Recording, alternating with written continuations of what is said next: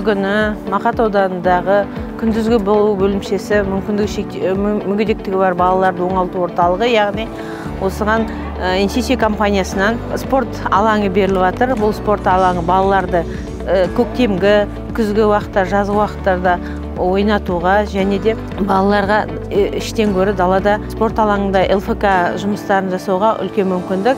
Сондықтан компанияға рахметімізді айтамыз.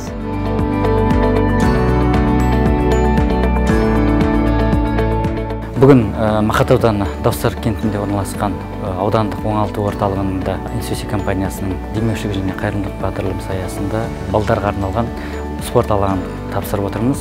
Бұл аудандағы оңалту орталығы NCC компаниясының әлеуметтік және инфрақұрылымдық бағдарламасы аясында салынып халыққа тапсырылған болатын. Осы аудан орталығының тұрақты түрде NCC компаниясының демеушілік және қайырымдылық жобасы аясында тұрақты түрде жобалар қолдау тауып, тұрақты түрде халық игілігіне беріліп келе жатыр. Солтүстік Каспийдегі теңіз операцияларының басталғанына 30 жыл толу аясында осы шара өтіп жатыр.